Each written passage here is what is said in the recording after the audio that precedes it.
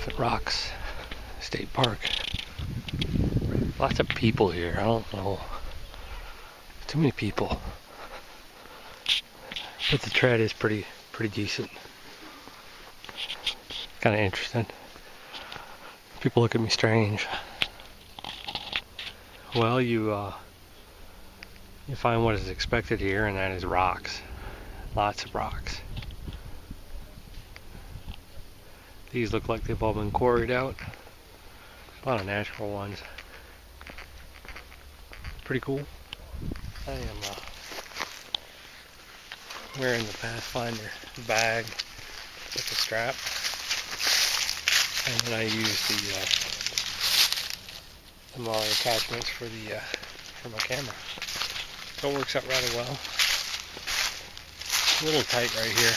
I think I would make a strap if I was going to use it more regularly. A little padding right here. This is an interpretive trail, so they have little signs and stuff around here. And it's called the Braille Trail. And they have these little, I don't know, mats put down near these signs, so people who are using their tapping sticks and they're blind can come up and use the Braille. I don't know Braille, but if you did, you'd be able to read this. It's the old engine house. They used to run stuff out of the quarry. Old rail line back there goes off in the woods. There's some more rail over there. This is the Engine House Ruins Trail. It's a little short guy.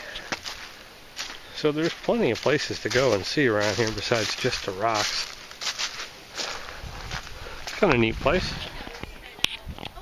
They're all the way over there now. Yeah, I'm telling you, it's like jump. Well, there's your Samaritan. Can you practice?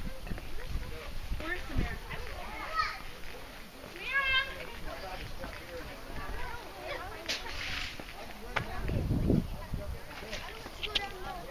Uh-oh, in the mud puddle.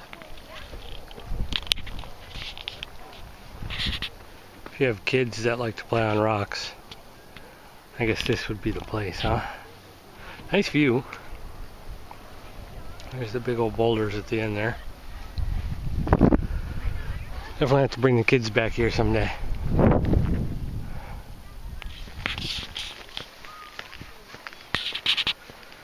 Got a nice picnic area with these rocks. Kids can eat and go up and play on them. A little playground, some swings. It's a nice place. Kind of fun to walk around, look at the rocks. Anyway, off to Taum Sauk Mountain.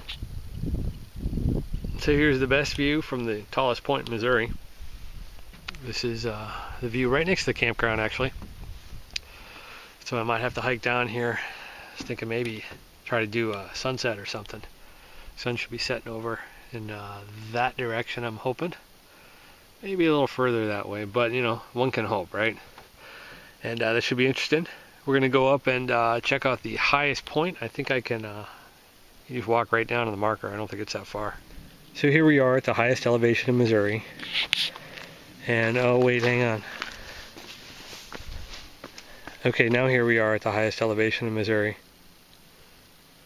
And you know, it's like a half mile back here. It's worth it. Ozark Trail is about 0.3 miles from here, down Minnesauk Falls. So I mean, you know, you can tell that the tread here is really difficult. I mean, it's wheelchair accessible.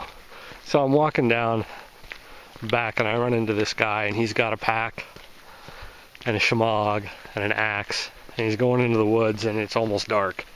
So I gotta assume that he's a bushcrafter. You know? And he said, yeah, the first thing he did, pulled out a Bark River knife. You know, bushcrafters, they love their knives. But he's doing down, I guess, to the bottom of the falls, and then he's going to come back up and camp at the campground tonight, and then do the 13-mile run to Johnson Shut-ins tomorrow, which should be pretty decent. It's supposed to be nice tomorrow, but get windy towards the afternoon, and possible rain / snow towards the evening. I don't think we'll have any issues with the work event, so pretty stoked about that. Not sure where we're going. I have not done the section though from Taum Sauk to to Highway 21. So you'll go past the Russell Mountain trailhead and then over. I haven't done that section. It's, I think, like 8 miles, and I need to do it. And I was thinking about doing it on this trip, but you know, it's logistics and getting the car back and all that stuff, and you know, 8 miles turns into 16, and it's never really 8 miles, is it? It's always, you know, a couple miles more, and then by the time you get there, you're tired and you want a cheeseburger and a Coke. But I'm gonna go back and set up, find a campsite. There's a couple there already, and they got a bunch of dogs, like a harem of dogs. They got like 3 dogs, so I figured I'll set up further down from them so I don't disturb them. But I'll see that guy tonight, and maybe the special guest will show up. I don't know. I bet you guys are guessing, trying to figure out who it is. You know, won't be that exciting. Maybe it will. I don't know. We'll see.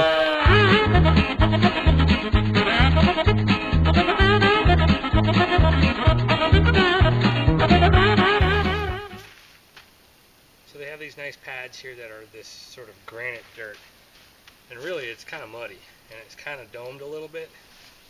So I tossed some leaves down to kind of spread out the mud a little bit so the bottom of my tent doesn't get too muddy, and I kind of set up a little bit off to where it dips a little bit, and that way I'm not too off kilter. And you know, I don't know, we'll see how it goes. As I mentioned when I was talking about the panel loader, the REI pack, so this is kind of how the down quilt compresses. It's still pretty big though, and consequently it takes up a lot of room in that little pack. I could in theory do put this in the butt pack in place of that Graber space blanket, although it is a little bit thick. I could probably roll it a little bit better. This morning I wasn't really trying, but that's the one thing about the belt kit with the chest harness kit that is lacking is insulation. You know, without this insulation, you know, you're going to have to create it from the environment. There's a lot of leaves here you could use, but still, it's a lot of work just for camping.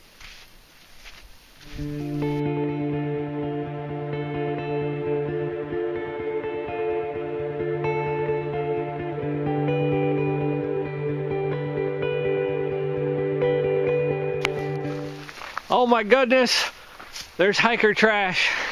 Hiker trash is setting up. Oh, I saw a tarp tent, and I figured this must be the spot to camp.